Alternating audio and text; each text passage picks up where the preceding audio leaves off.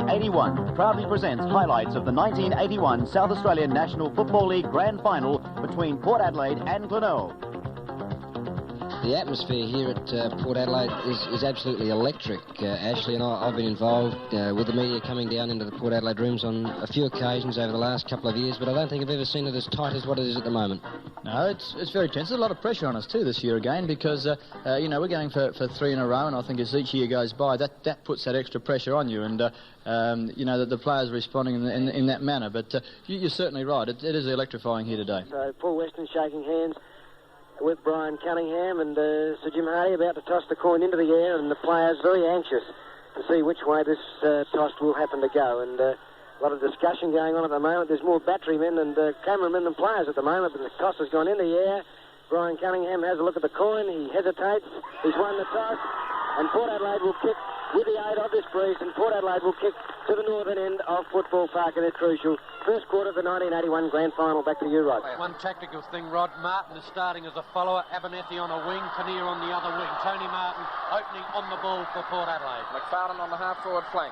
Corns on the ball for the Bay. Right, the bounce down. The big fellow's flying for it. Johnson gets a tap, comes back towards him. He tries to get it clear, going towards the northern end, and it's going to be a free kick going Cunningham's way. He won't mess around.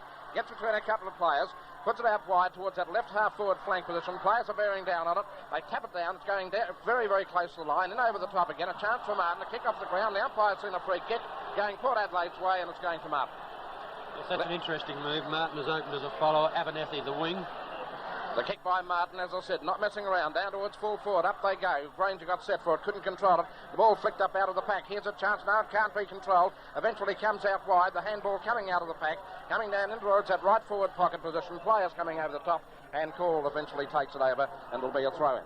Either side yet to score. 2 minutes into the first quarter of the Grand Final 1981. The boundary umpire flips it in. Carey gets a tap down to Marshall. Marshall uses it to get over towards Painter, but Painter has the ball held to his chest with Cunningham on the top, and there's a bounce down a little towards a half-forward line for Port Adelaide in front of the stand. Just repeating, Port Adelaide won the toss, kicking to the northern end, favoured by a 3 to 4 goal breeze. Umpire Bob Schofield, a good tap there by Johnson getting over towards Carl, but if Abernethy it was, but in doing so, it interfered with Peter Carey, and he gets the free kick, not thrown back on the full. Could be a 15-metre, but it's not, as Carey now will take the kick almost grandstand wing position.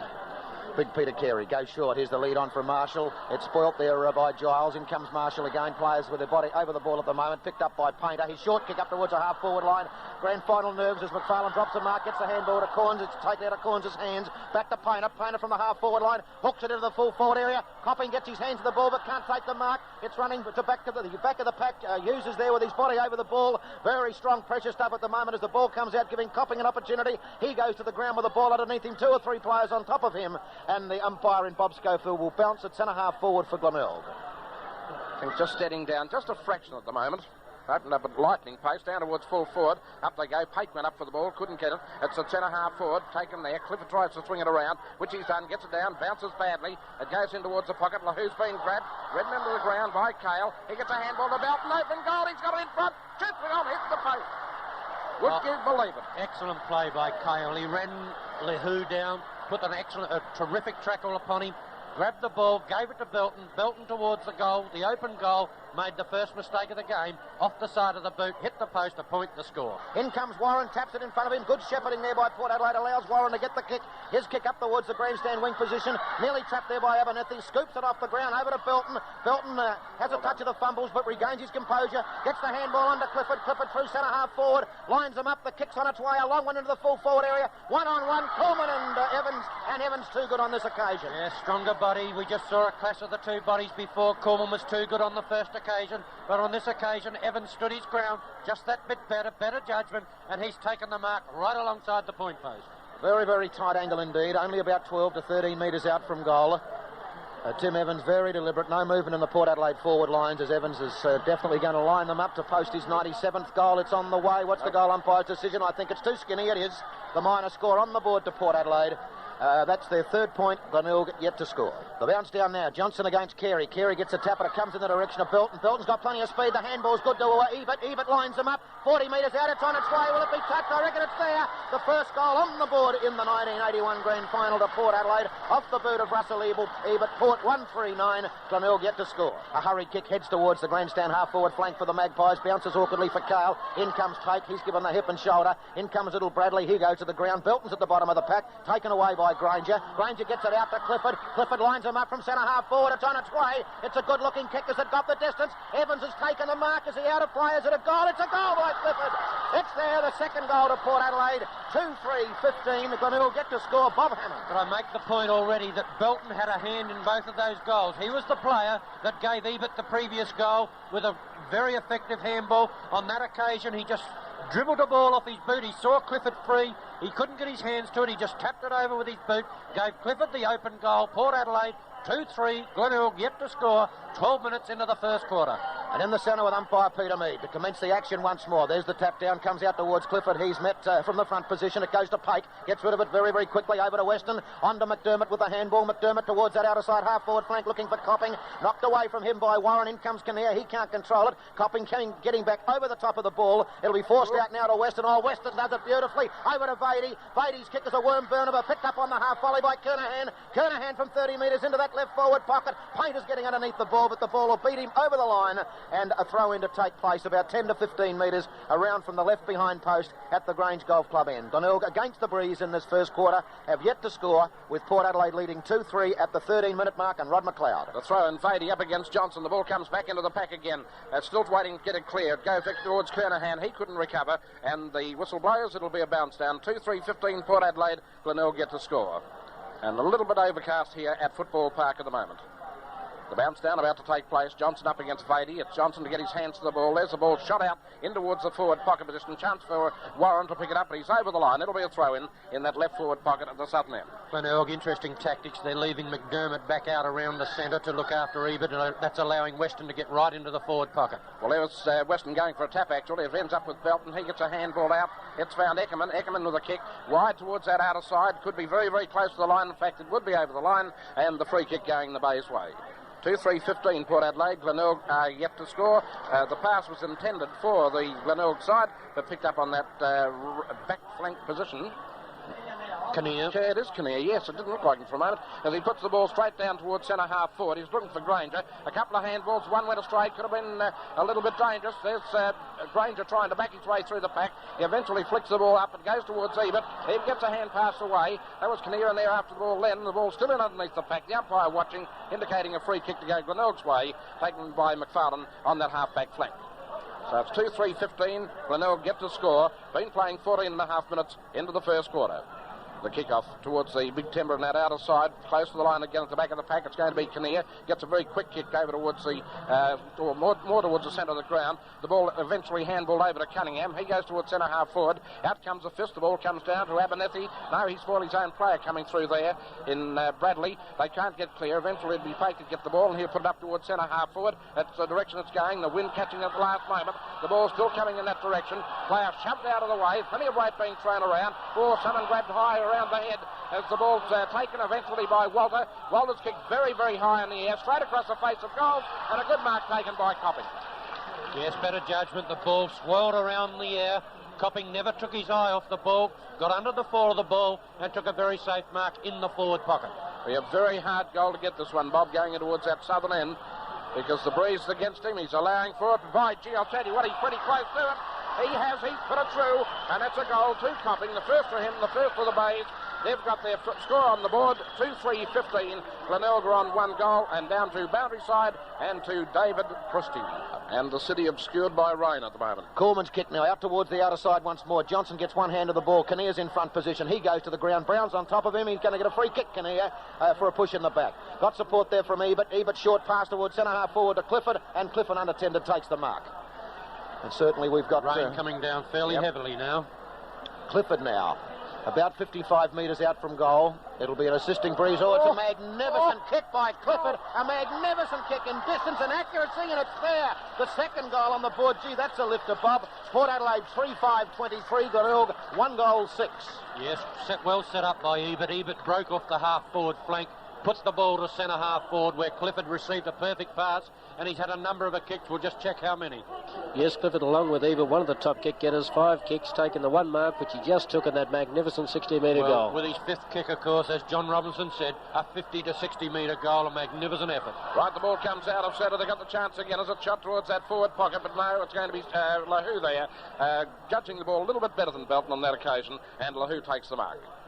Comes towards the grandstand side, the ball dropping short, up goes Martin, a good mark to Martin, particularly as that ball would start to be a little bit greasy. He plays on immediately, shoots it towards the full-forward area, up goes Evans, tries to grab the ball under control, a handball comes out, finds Cale, shoots the goal, hangs through it, but fell its about Bob Hammond. Yes, it was an excellent bit of play. Evans was in the air. Young Craig Bradley, the 17-year-old kid that's played about a half a dozen games, read it very, very intelligently off hands, threw the handball out to Darryl Cale, and Cale made no mistake from just 20 metres out. 4 goals, 5, Port Adelaide. Glenelg, 1 goal. The kick now by Abernethy over the centre wing position, up towards centre half forward, Pake up high from behind, gets a fist at the ball, well read there by Cunningham. Oh, went through the pack like a train. He was met in the finish with the tackle and had to get a hurried handball towards the boundary line, and a Glenelg player down behind play. Corbell, I think. He clashed with Cunningham as he went through and was second best on that particular occasion. Well, from the throw, and the tap goes down the front position. The handball coming out of the pack to McFarlane now. McFarlane has run his 15 metres, fires the drop punt towards centre half forward, towards that outer side half forward flank. Nat comes in late on the scene, gets a tap down to the ground, picked up by Eckerman. Eckerman's handball towards the boundary line. Kernahan is there, gets it back towards Painter, but not a good handball. Comes off Painter's body towards Eckerman. Eckerman over the top of the ball and eventually forced out of that pack towards the line. And we've got another throw in. No, we haven't. There's a free kick being picked out of the pack. Yeah, and it's stretcher on the ground. I think you'll find that the play will be held up whilst that Glenelg player, who we believe it is Corbell, will be removed from the ground. That's bad luck for Glenelg. Sorry, it's not. Yes, that's Pake there, so I think it is Corbell. Perhaps Nipper Christie on boundary side can tell us. We're trying to find out at the moment just what is going on down here in the Bay Camp. There are people running everywhere, and John Howard seems quite concerned about the situation at the moment, but we'll keep you posted as soon as we can find out some information for you. That player hasn't moved, Bob, since he went down. No, I think that the possibility of his head clashing with the body of Cunningham coming through They've called for has had an effect. The stretcher's out there. They've called for the frame now, the special frame. But the slats slide under the person when he's perhaps badly hurt. That's no good at all. And, of course, all the tension has gone out of the game. Jordan frame is the word I was looking for, Bob. And we're just now waiting for the Jordan frame. The Glenelg doctor is making his way out onto the ground, and that's certainly bad luck for the individual, Neville Corbell, and the Glenelg side. Right, the kick going in towards the centre of the ground. Players getting set for it. Pake thumps it away. It comes down to Martin. Martin gets it high in the air, puts it in towards that right forward pocket. There's Seabohm going after the mark, but he can't quite reach it in time over the line, and the throw to take place at the northern end in the right forward pocket. That was bad luck with all of that, really, because it was tremendous strength by Cunningham bearing his way through the pack there before when Corbell went down. Certainly nothing in it. Brian Cunningham just headed through a pack, must have come into contact in some form or other with Neville Corbell, and the resultant injuries see him removed from the ground. Right, the throw-in again taking place. It was thrown in then and put straight back over the line again. It's big Carey getting the tap, picked up by Corns. He comes through the pack, a couple of handballs, ends up with Pake. He tries to get the ball forward. The ball is on this half-forward line down towards Evans. He's missed the run of it, but the back of the pack waiting for it. It's a shot for goal. That's through. Bradley's the player. Yeah, Bradley to put it through. That kid reads football like he's played 100-plus games. He's played about a half a dozen games. He set 1 goal up early in the quarter. He anticipated that to perfection. Evans led Corman in the race of the ball bouncing awkwardly. Bradley, the better reader of the play, waltzed in for an easy goal. Port Adelaide 5-5, Glenelg 1 goal with about 2 minutes of play left in the first quarter. And the ball shot into attack, marked on the goal square by Evans. He puts it under his boot straight through the centre, and Evans has kicked his first goal of the match. It's the 6th on the board for Port Adelaide, and they needed them. 6-5-41, Glenelg on 1 goal straight on 6 points. Well, the question will always be asked, what psychological effect did the injury to Corbell have upon the Bay side? Port Adelaide in 90 seconds have registered 2 goals. where it took them some 27 minutes of the early part of the quarter to register 4. As soon as play resumed, they seemed to settle down much quicker, and with a couple of good passages of play, capped off by firstly Bradley and then Evans, they've added another 2 goals to perhaps take the points in this quarter, Brian. And that's Evans' 97th goal, Bob? 97, right. Just talking about Bradley that you were a moment or so ago, I saw in the paper during the week Teddy McMahon, who's been the head trainer at Port Adelaide for 50 years, said that young Bradley, in his opinion, is another Ray Whittaker. I don't remember whether you'd know Ray That's a Whittaker. big rap, because sure. he was a great player, Right. Whittaker. Down to centre-half forward. Cunningham is there, gets the handball out. In comes Clifford, goes to the ground. Another handball is intercepted by McFarlane. McFarlane over towards Marshall. The Bay's coming out of defence now as they put it wide towards that outer side. Kinnear is converging on the ball. So too is Warren. Warren's kick towards the line. In fact, I think it's over the line on the full, and it'll be a free kick to Glenelg. And it looks like David Holst out there. Was that Warren or Ivan Eckerman? That was Warren. It was Warren, right. So the free kick now going Glenelg's way. Almost set a wing on the outer side.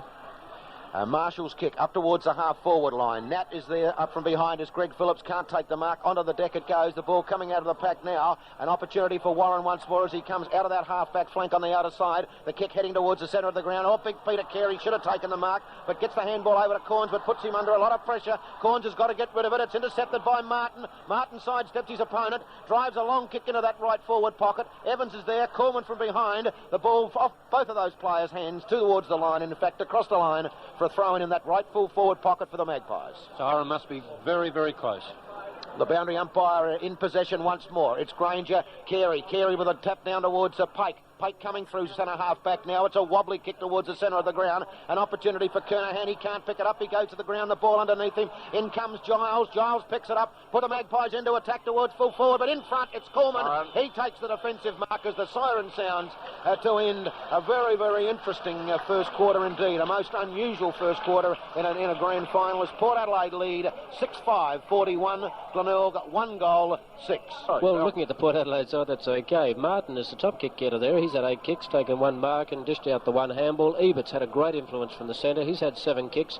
No marks at this stage, but 4 very telling handballs, some of them rather unusual, as Rod mentioned in the commentary. Tim Kinnear on the wing, which I think gives the Port Adelaide side a bit of an edge, has had 6 kicks, taken 3 marks, 1 handball, and Warren on the half-back line has picked up 5 kicks at this stage. Sure, just while I'm speaking with Peter Hazeman, the team manager of the Glenelg side. Peter, can you give us the indication as to how bad Neville Caudle may or may not be? It's not as bad as we first thought. It's a severe concussion. He was knocked unconscious, and because he was unconscious for such a long time, the doctor wants him to go to hospital, so he'll be going to hospital shortly.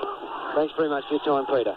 Well, we're back into play, and who would you have thought to have seen Brian Cunningham going for the tap out in the centre to start play off? He goes back after the ball again. He's got it, goes for a handball across to Granger. Granger grabbed reasonably high. Play on, says the umpire. Carey got him around the neck. The ball high in the air towards the full forward area. Up goes Evans, tried to spoil, but the mark has been taken, and well taken there by Lahu, who stood his ground. Yeah, courage personified. Lahu knew that they were bearing down upon him, kept his eyes on the ball, concentration paramount, and stood his ground. Great mark, Lahu. Straight in towards the centre of the ground. Up they go. Players rise high forward. Now it can control it. Eventually it is picked up. The Bay's now through Painter down towards the centre half forward position. Players rising. To the back of the pack it goes. The ball is underneath the players. Often to try and get clear. No one can. Eventually it does come out. It's going to be picked up, and a long handball coming out has been intercepted by Rady. That was from Giles. Rady's kick back towards the goal square. Up they go at the back of the pack. Picked up. Drops the goal. At Beatty, I think it was. Or was it McDermott? McDermott was the player, and pops it straight through the centre for the second goal to the Bays. Right, well, the ball back into play, comes towards centre wing, tapped on by Phillips. He's gone back after the ball, took a long while to get rid of it, and pays the penalty. Kernahan to get the free kick. Yeah, it's a great tackle by Kernahan. He trapped Phillips' hands, and Phillips was unable to get rid of the ball. He's put it deep in towards the forward zone. Up they go. All players rose for it. Johnson was there, and came Danny Hughes from behind. He was trying to tap it away from his own teammate. Anyhow, Johnson goes towards that outer side. There's Clifford burning out in that direction. Goes up for the ball, and it's almost pulled it in. Goes down towards Corns. He's bumped away by Martin. Martin trying to trap the ball. Marshall there as well. Still trying hard to get the ball away. It comes out now. Goes over to Carey. He goes for a handball. It ends up back with Carey. Down at his feet. Not good handball. He's going to be swamped straight away, and they're paying the penalty. There's Martin still trying to get it. Goes back towards Carey. He'll go for the kick this time, and the kick is over the line on the full, and the free kick to go Hoffner's way for Port Adelaide. Full marks the Port Adelaide defenders. They kept putting pressure upon wherever the ball was thrown around by the Bay attacking players. Eventually, they got ball to ground and Carey had to grab it and kick hurriedly. The result, out of bounds on the full. Plenty of pressure being applied by the Port Adelaide defenders. Bit of fiddling there, Bob, did you think, by the Bays? Too much. 6 goals, 6:42. Port Adelaide, Glenelg 2-1-13, and the kick-off now by Hoffner is dropping a little bit short. Goes down towards Eckerman. He's ridden into the ground just a fraction. The pack developing again. There's Martin lurking around the edge of the pack, but the ball eventually comes out. Painter's got an opportunity to get the ball clear. He's got it down in towards that forward pocket. Cale's trying to get it clear. We'll go for the handball, which he's done. Over to Warren. Warren gets it onto the left boot in customary style. Down towards that outer side, and up they go. The mark has been pulled in, and it's going to be 15 metres. Penalty against David Granger. Pike took the mark. After the umpire blew the decision, Granger knocked the ball from his hands. That's quite right. The crowd reacting to it, but that's exactly what happened.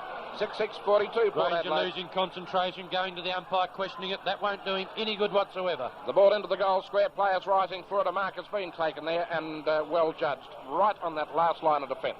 From the bounce down, the ball coming out now with an opportunity for Painter to get it onto the left boot, up towards centre-half forward. Walter nearly took the mark for the Bays. Onto the ground it goes. Walter tried to pick it up, but loses it. An opportunity now for Warren. Gets a hurry kick towards the centre of the ground. Belton is there for Port Adelaide. Uses handball to get it over to Giles. Giles from the grandstand wing. It's a wobbly kick up towards the half-forward line. Into the wide open spaces it goes, and the ball will beat players across the line for a throw-in grandstand half-forward flank for the Magpies. Bob Hammond, Paul Belton. What an improved player. Yes, a great player. Everything he does is constructive. A great knock on that occasion by Evans from the half-forward flank over the back to Clifford. Clifford with a handball on towards Cunningham. Cunningham now into the left boot. Into the full forward area it goes. Oh, bounces badly for the Glenelg defence. Grabbed by Granger. 15 metres out onto the right boot, and it's a goal. The first to Granger, the 7th to Port Adelaide. Port Adelaide 7-6-48. Glenelg 2-2-14. Strength on that occasion won the day. Granger stood his ground. The ball was bouncing awkwardly. He stood between Pake and Big Beatty. Waited for the bounce of the ball. It bounced as he anticipated. Grabbed the ball and then kicked Port Adelaide's 7th goal. 7-6 Port Adelaide. 2-2 Glenelg, 15 minutes into the quarter. Well, there's the throw in. The umpire sees the free kick. There's 2 players down. One is Carey. Johnson's the other one. And eventually Carey gets to his feet. Johnson the free kick. That's what counts, I suppose. The kick going towards the outer side of the ground. Been picked up there by Clifford. Clifford down towards centre-half forward. Almost picked up by Belton. They're in over the top of it again. Still no one can break clear. Eventually Granger recovers. Goes for a long handball. Out towards Ebert. Out by himself. This could be dangerous. Ebert goes for a run. He's got no one to stop him. He bounces twice in towards the goal. Stabs it on its way. And has whacked it through the centre for the 8th goal to Port Adelaide. 8 goals, 6, 54. Glenelg are on 2 goals, 3, 15. Poor defensive work by Coleman on that occasion. He chose to retreat to cover Evans. He had to go forward and meet the player coming down and take the chance of it going over his head. Would have had to try and smother it, but he allowed Russell Ebert a saloon passage towards goal, and Port Adelaide streaked to 8 goals, 6, leading Glenelg 2-3, 21 minutes into the second quarter. A bit of body strength by Granger there, Bob, and good use of the handball. Set the play up. Ebert's playing very, very good football in the centre of the ground, and that was no exception. Well, here's an opportunity for the Bays to go into attack as Weston drives it to centre-half forward. Copping in front position, has his handball smothered. Well played, Warren, as he pinches the handball, gets it over to the support there of Greg Phillips. Phillips wide towards that outer side. It's a race on now between Bradley and Holst. Holst has got front position. Bradley after him. Holst gets his kick onto the left boot, up towards the wing on the outer side. Brown tried to take it one hand. He couldn't. Knocked off the ground as an opportunity for McFarlane. A quick handball over to Brown. Brown up towards Kernahan. Kernahan's got the opportunity now on that outer side half-forward flank. Into the full forward area it goes. Players set themselves. Hughes up from behind. Gets a fist at the ball. Goes to Hoffner. Hoffner tries to beat a couple of opponents. Gets the handball to Nat in the goal square. Nat goes wide towards the outer side trying to find Warren, but his kick's too far and it's gone out of bounds on the full. That's one of the difficulties of coming off the bench, not knowing the strength of the breeze. He just put his boot to that ball softly. The breeze has carried it out of bounds on the full. So Steve Copping now in that right forward pocket. A low drop punt coming up to within about 15 metres of goal. Kernahan can't take the mark. Eckerman trying to get through the pack. He goes to the ground but shoots the ball out, giving Kinnear the opportunity. But Kinnear's covered. It's straggly football, untidy football at the moment. Now it comes out of the pack. An opportunity for Painter. Hooks it over the head into the full forward area, but Nat's there for the Magpies and he takes the mark almost on the goal line. Right, well, the ball tapped over the back. Cunningham went for a short run after he realised he wouldn't get there in time. At the 28-minute mark into the quarter, Glenelg 2-4-16, Port Adelaide are 8-6-54, and Glenelg in this quarter going with the breeze. The ball again tapped. There's the siren. So it's a ball in the right forward pocket at the southern end, and Glenelg could only kick one goal with the breeze, and that could be very dangerous indeed as the siren sounds for half-time. Port Adelaide 8-6-54, Glenelg 2-4-16. But for the stats of the game at half-time, let's go over to John Robinson, who's covering Port Adelaide. Yes, thank you, Rod. Well, we've already mentioned in dispatches so far the influence that the Port Adelaide centre line is having on the game. Eben in particular has had 11 kicks at this stage, hasn't taken a mark, but he's also dished out 10 handballs. So there's 21 touches for the man, and he's also kicked 2 goals. So a great contribution. Looking at the other centre line players, Kinnear, 9 kicks at this stage, 3 marks, 2 handball, and Martin, who's playing particularly well on the other centre wing, has had 10 kicks and taken 1 mark and given out 1 handball. Other players doing particularly well are the ruck rover in Bomber Clifford, certainly shaken off all problems he had with a damaged heel earlier in the week. He's picked up 12 kicks to this point, and many of those he has received from Russell Ebert, so those two working particularly well together. Clifford's also taken 1 mark, given out 2 handballs, his contribution 2 goals to the tally so far. Lenny Warren, on his half-back line has picked up 8 kicks. Not a bad statistic for a half-back line player, but they're getting plenty of work down there, particularly in that quarter. He's also had 4 handballs, and Paul Belton, who I believe is the silent playmaker for the Port Adelaide side, or one that doesn't receive the recognition of many others. He's only had 6 kicks, but he's also given out 6 very, very valuable handballs, one of those definitely resulting in a goal. The goal kickers are Clifford and Ebert, 2 each. Cale, Evans, Bradley and Granger have 1 apiece. The total kick and handball stats at this stage are 109 kicks to 49 handballs. I don't know how that compares with yours, Peter. Well, John, Glenelg have had 98 kicks and 45 handballs, but I think the difference between the two sides, there's not a lot of difference between the numbers, but the Port Adelaide kicks have been to a man by themselves, whereas a lot of the Bay kicks and handballs have been under pressure, rushed, hurried, not really given a lot of time to get the ball onto great effect.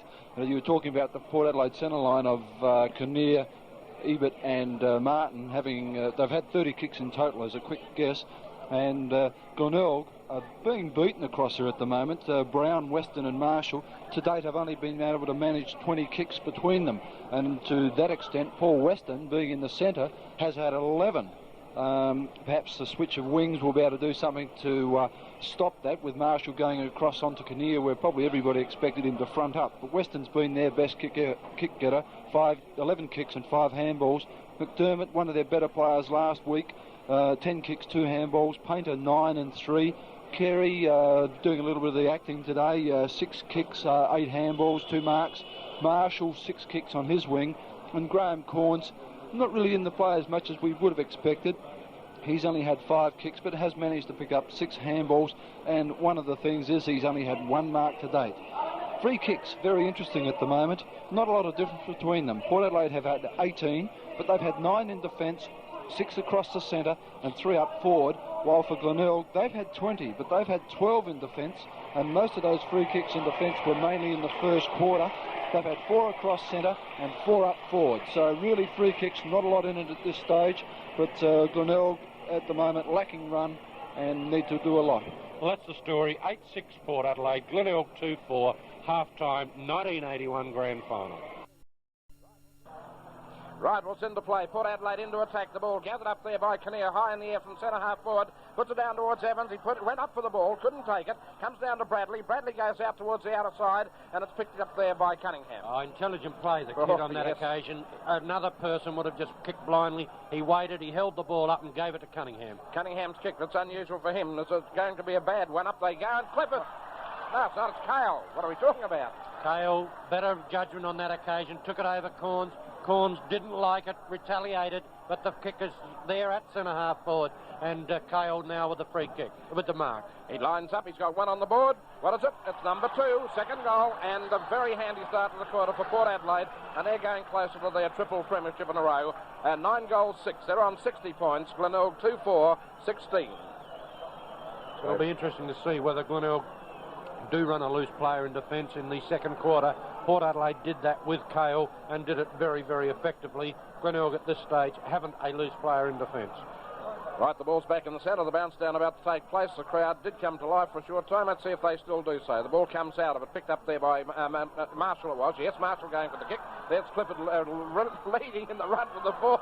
That was like McVicker then. Oh, Corns came through. Plenty of weight going in. And there's going to be a free kick coming out of it Giles' way. Yes, Corns ran straight into the head of Giles. Giles, the free kick, centre wing. Meanwhile, I was trying to get that name out. That's the way to kick a ball that we talked about. Right, straight down towards centre half forward. A chance there as the handball comes out. Intercepted by Martin. Picked up by LaHoo. He gets it moving again to McFarlane. McFarlane a little bit further downfield. The ball picked up there and shot towards the centre of the ground by Painter. He gets it over the centre wing position. Through comes Ickerman. He's trying to get the ball clear. Still running after it. Can't pick it up. In comes Ebert. He's shoved away at the last moment. Grabbed by Painter. Handball's over to Pate. Pate gets it for Glenelg. Down towards the full forward area. Over the back of all players. Taken by Hughes. He taps it backwards to Hoppner. Hoppner's going to try and burn himself away, which he's done. Gets it onto the boot. Comes to the grandstand side. Players moving down for it. And up goes Ebert. And Ebert has taken a mark. Showed the ball to Corns after he did it. Yes, I think he might be proving a couple of points there. Down towards the half-forward flank. Thumped away by Pate. Comes down to poor Pleacher. To Marshall. Marshall grabbed. He's in possession of the ball. Poor Pleacher gets it over towards Bradley. His kick is smothered immediately by Holtz. In comes McFarlane. The ball very close to the line. Picked up by Holtz. Handball's over to Carey. Carey hooks it back downfield, but it's going to be Cunningham almost picking it up. In goes Martin. Tries to get the ball away. Does eventually. Over to Ebert. Ebert gets away through two or three players. A long kick deep towards the goal square. The battle going on there. Off the hands of Evans. It'll go through. And there could be a push in the back. And the free kick going against Evans. Well, Pleacher trying to make position. Can't take the ball. Picked up by Cale. Cale brings it back towards the forward pocket. And is that Bradley in there again? Bradley? Yeah, gee. Reads a ball so very, very well. Gets into the right position. Took a diving mark. And now he with the free kick in the forward pocket on the outer side. Port Adelaide on 9-8-62. Glenelg on 2-4-16. Bradley has kicked one goal so far in the match. So he's going towards the northern end. And it's just gone slow motion for a short time. Puts it on its way, and I'll tell you what, he's done pretty well. He's left it straight through the centre, and that is the second goal to Bradley. And the 10th on the board for Port Adelaide. 10 goals, 8-68. And they're sneaking away. Glenelg 2-4-16. Well, back into play. We've got it into attack for Glenelg for the first time in the quarter. Marked by Giles. He sees Warren or two players. It's going to be Clifford. Up goes Marshall. Crashed into the back of Clifford. Picked up by Warren. Warren goes for a run. He's coming right around the grandstand flank at the moment. He's got plenty of distance. He's been shepherded well then. As the ball's taken by Warren, he's almost run out of steam. Gets his kick. Puts it down towards the forward pocket position. And Cunningham has taken a diving mark. They've attacked down the right side with the protection of the grandstand.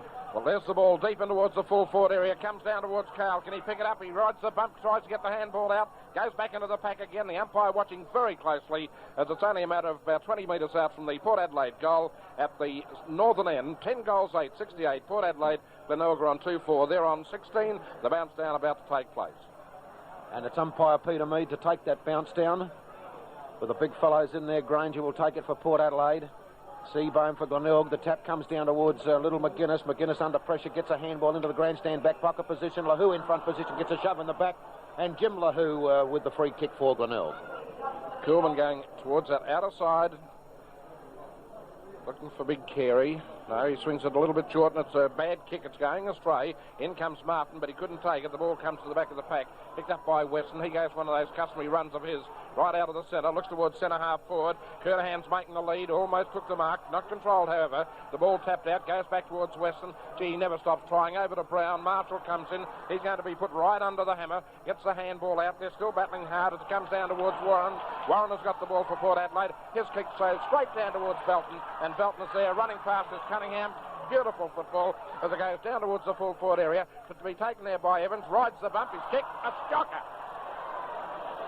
Well, excuse that one, but what beautiful play, Bob, to get it down there. Yes, a great passage of play. Lenny Warren, who's had a very, very good game in defence, came around the boundary line, put the ball to Belton. Belton with a beautiful handball to Cunningham, over to Evans. but unfortunately Evans didn't finish his good work off. Well, the ball's been kicked back into play again. Goes to Cunningham, picked up now by McFarlane. McFarlane further downfield. A chance there for Martin. Martin tapping it away from Walter. Has got a running player in Ebert. Ebert in the centre of the ground. Walter after him, but Ebert will go for the kick. It's a long one, deep down towards the goal square. A bit of pushing and shoving going on. Eventually the mark is pulled in there, and I think it might be Bradley again. Try Craig Bradley, the kid that played about 6 games of football, of league football, judging that to perfection. The only one that was able to judge the length of that ball and ended up taking it uncontested, I should say. Yes, he's got 2 goals in the game so far. 21.5-minute mark. Port Adelaide 10-10-70 to Glenelg 2-4-16. As Bradley puts on his boot, I don't think he's made a mistake about it. Goal number 3 to Bradley, and the 11th on the board to Port Adelaide. 11-10-76. Glenelg 2-4-16. Right, the ball coming away from centre, Brian Lees. And Warren it is that takes possession, drives it up towards the half-forward line for Port Adelaide, but Seabohm's there for the Tigers. A wobbly-looking kick back towards the wing on that outer side. Copping gets underneath it, takes the mark, plays on, trying to find McGuinness in that left full-forward pocket. McGuinness has got it, plenty of speed, goes short, and he's got Rady. Rady plays on, he's got support from Weston. The handball is good to Weston. Weston lines him up from that left forward pocket, but goes straight across the face of goal and slips in for the minor score to Glenelg. Better football by Glenelg and Bob. Well, it was a promising attack. Young McGuinness showed a lot of pace. Weston made ground from the centre of the oval, but it all only finished again with 1 point. Disappointing finish. So Hughes' kick out, not a good one, a wobbly one. Poor Pleach has got front position, tries to scoop it between the legs, eventually gets the handball or taps it off the ground to Martin. Martin goes back towards Giles. No pressure put on Giles. His kick towards the centre of the ground, and he's got Ebert. Marshall did an ankle in that encounter. Ebert now plays on, has had one bounce, runs through the wing position onto the left boot. He's got Belton there, a short pass to Belton. It's a little bit awkward for him to take, but gathers it now close to the boundary line. In fact, he takes the ball across the line, and we'll see the boundary umpire gather and throw it in. Grandstand half-forward flank for the Magpies. Free kick. Oh. Well, I don't know what for. I don't blame you for saying, oh. Gee, I didn't see anything in that at all. It looked like hip and shoulder with Belton going out of play with the ball. Anyway, Belton's got it into the left full forward pocket. The pack set themselves, but off fingers it goes straight across the line, and this time the throw in about 15 metres around from the left behind post at the Magpies' end. Could we ask a question? What was the free kick? Anyone know? I think it was because the bound umpire made a mistake in the first place and he wasn't out of bounds when he kicked it. Or he was, but the ball wasn't. Well, from the throw in, the ball taken out of the pack, kicked straight across the face of goal into that left or that right forward pocket for the Magpies. A free kick goes to Copping there. Copping's kick trying to find Holst. It bounces awkwardly from Holst, but McFarlane's there. Gets the handball over towards Holst, but it's beautifully intercepted there and knocked across the line by young Bradley. Well, Ebert's certainly controlling the game through the centre of the ground, and let's have a couple of stats on Russell Ebert. Russell Ebert at this stage, 18 kicks, 7 of them coming in this quarter, and 12 very effective handball. Right, the ball thrown in from the right forward pocket. It's going to be another bounce down, this time about 20 metres out from goal at the Port Adelaide end. That's the northern end, favoured by the breeze in this quarter.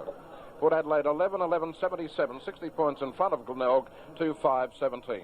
Goes towards Big Nat. Nat towards the centre of the ground. There's Ebert. Ebert gets another one. Handballs, and it's on its way again as it's been shot forward down towards the centre half forward position. Goes to Seabohm. He's swamped immediately and is going to be pinged.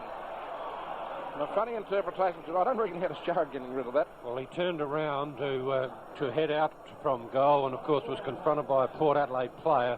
And I think the rule does say a reasonable chance to get rid of the ball. And if that was a reasonable chance, well, then there's been many, many other holding the ball decisions that should have been paid today. Well, it's going to be Martin. Martin puts the ball on its way. He's whacked it straight through the centre, and that would be probably the sealer as far as this game's concerned. The 1981 grand final here at Footy Park is a siren sound. Right, the siren about to sound. There it is, and the last quarter underway. Glenelg with the breeze in this quarter. 12-10-82, Port Adelaide, Glenelg 2-5-17. Corn bring the ball away from centre, gets a very quick kick down towards centre half forward, but it's been marked in defence there by Phillips of Port Adelaide. He immediately swings play towards that outer side of the ground. Clifford's there. Clifford takes the mark in front of Marshall. Had a running player in Martin a little bit further downfield. It's going in that direction, and Martin has taken the mark and also got away from Corns. Puts it towards centre half forward. The ball dropping short of Granger and players. Comes down onto the deck. There's a chance for Cunningham. Puts it in towards the forward pocket, just inside the line, and giving Bradley the opportunity, I suppose, to get the ball forward. But it's a little bit unusual. And with Bomber Clifford, incidentally, has had a couple of needles in that heel of his for this match. The ball coming out of the pack, taken by Cunningham, puts more towards the goals. There's Belton, and Belton has taken a mark about 30 metres out. Handball's immediately on. The ball is across the face of goals from Granger. It goes down towards Evans. Evans trying to get the ball back. The ball back in and play again. Was poor Fleischer there before. Eventually a handball brings it out of trouble. The kick comes down towards the centre wing position where Corn's got the opportunity to put it back in towards the centre half forward position.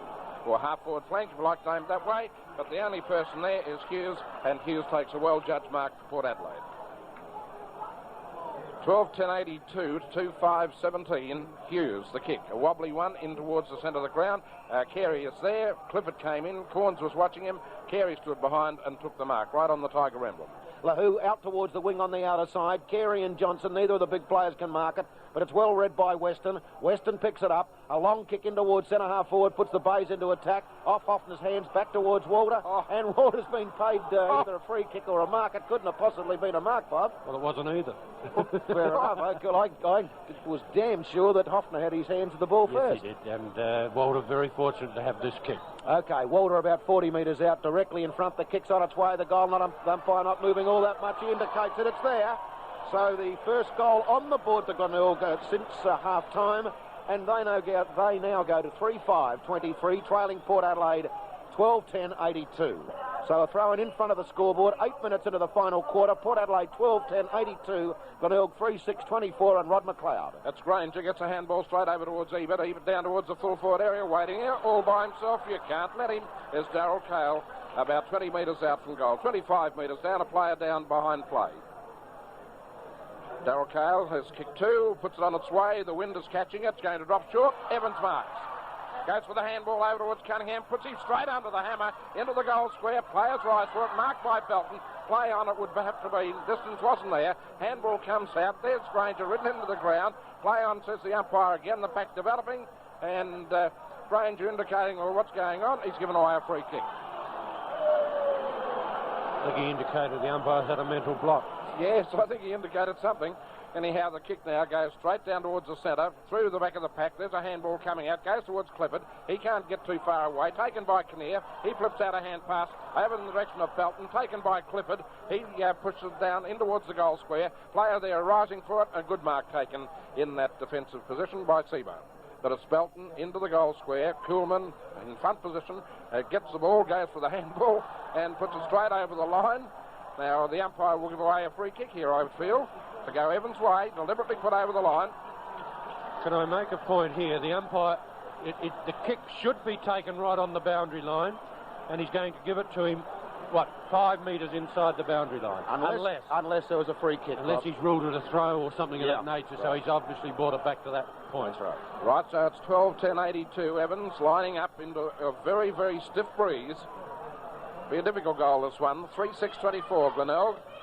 Evans goes for goal. The goal umpire doesn't move too far. It's through, and Evans has kicked his second goal of the match, and the 13th on the board for Port Adelaide. They've got the premiership wound up. 13-10. They're 88 points. Glenelg 3-6-24.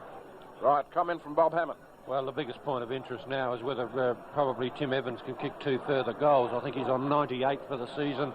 Port Adelaide have this game well and truly in their keeping, leading 13-10 to 3-6, 12 minutes into the last quarter.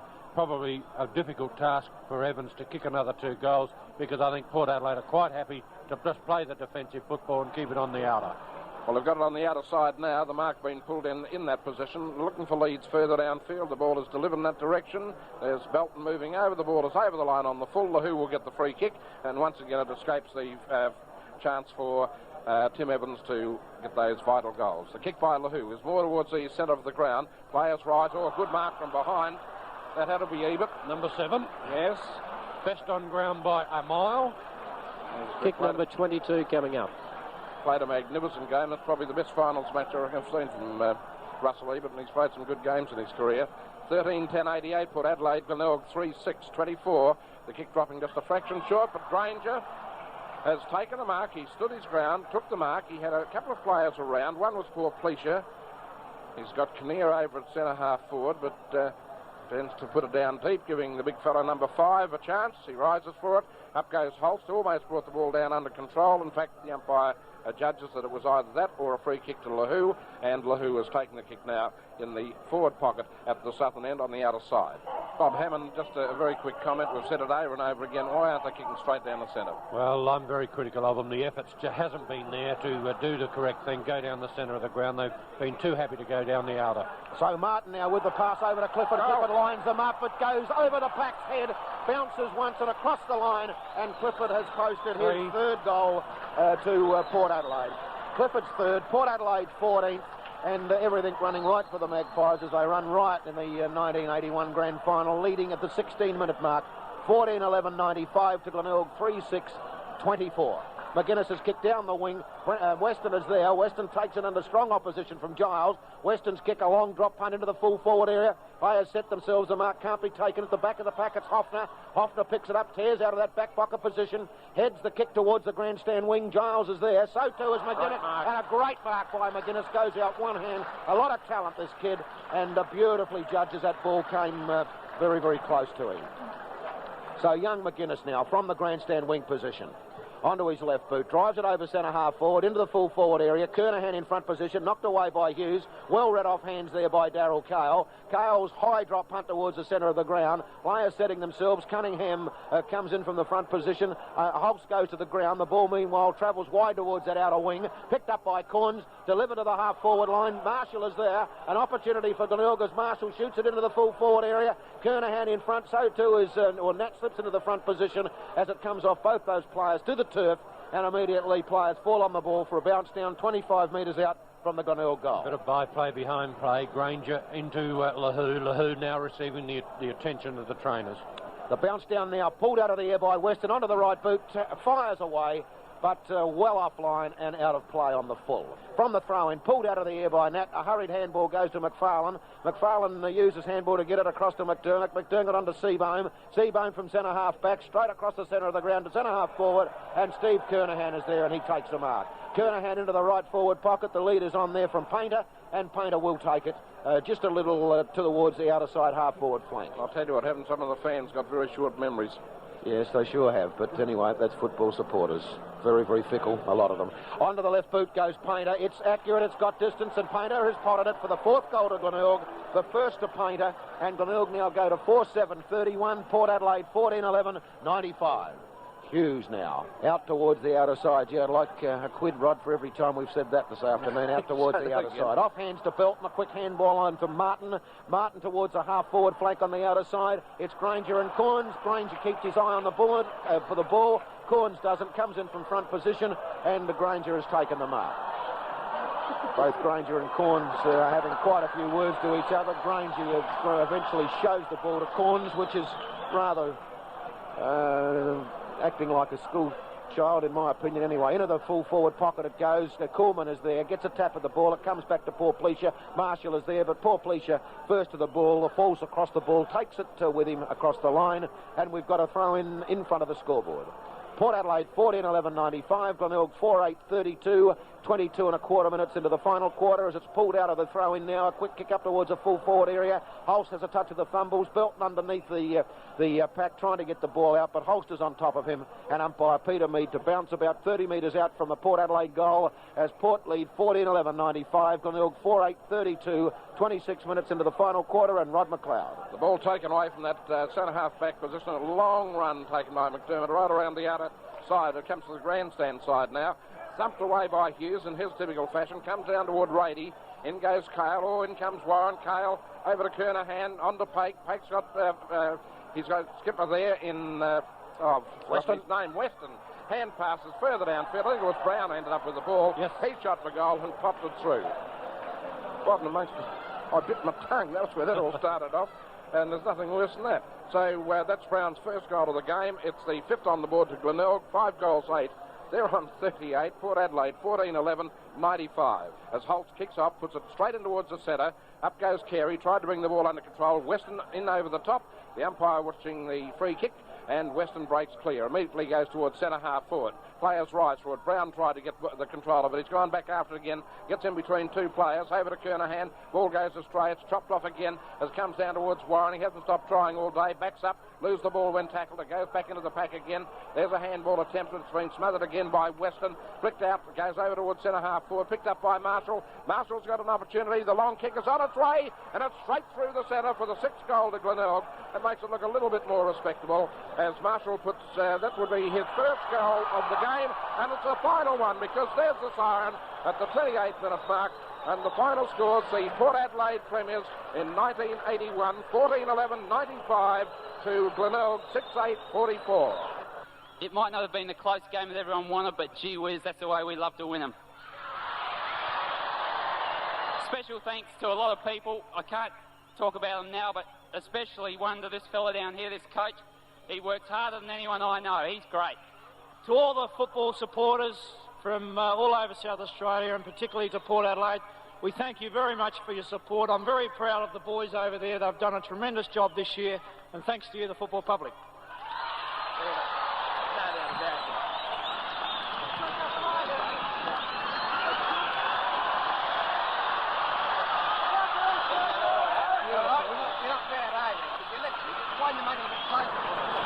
Right, well, as the presentation of the cup has taken place, being held up by Brian Cunningham and John Cale. Thanks, Rod. Yes, well, tremendously happy. Chris, a tremendous performance by all the boys. Oh, fantastic effort. We knew we had a bit of a job in front of us, but Jack worked us up before the game and during the week, and we responded beautifully, I thought. One of the finest performances that Port Adelaide have put in for quite a long time. Chris, where would you think that perhaps Port Adelaide got on top, particularly in the early stages? Well, actually, you can't really pinpoint anyone in particular. I think it was a really good team effort. Perhaps Russell outshadowed Paul in the centre, and I think it started from there. Russell played a magnificent game, I thought, but perhaps he stood out.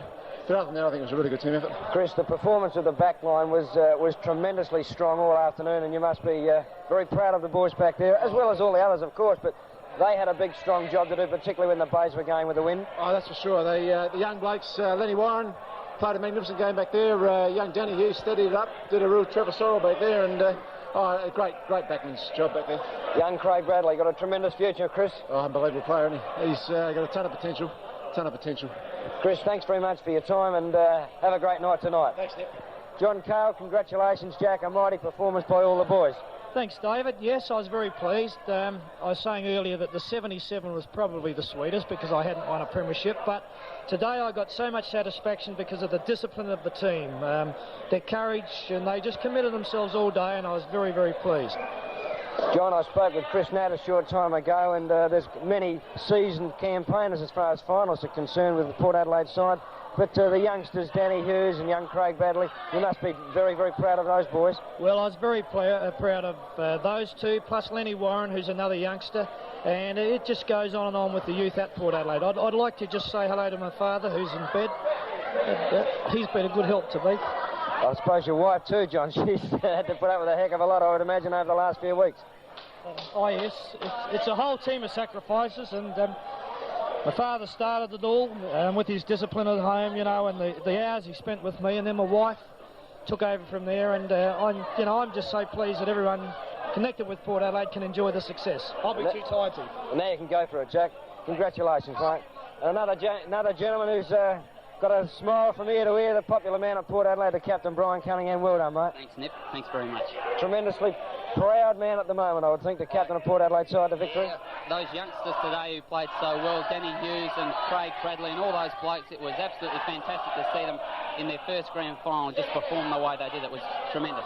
Brian, how many premierships have you played in with Port Adelaide? That's the fourth now, 3 in a row and 1 in 77. It's great, yeah. You must have been perhaps somewhat surprised at the performance of Glenelg because it was, particularly after last week, the way they performed, they didn't appear to be the same side by quite a way. Well, we put them under a lot of pressure, we thought. We dived on the ball and we tapped it out, and it was a total team effort. There were good individual performances out there, but I think the thing that won it for us was our desperation and attack on the ball, and it was great all day. Brian, what happens from here on tonight that you can tell us about? Anything can happen from here, Nev. I don't know. We'll wait and see. We've got plenty of things organised, but we didn't worry about them too much before the match, but we'll certainly get into them now. So, Brian, congratulations and well done. thanks, Nip. Port Adelaide has been and always will be, obviously, a force in the competition in this state. And on your behalf, I congratulate them. But the final scores again, 14-11-95 Port Adelaide, Glenelg 6 goals 8-44.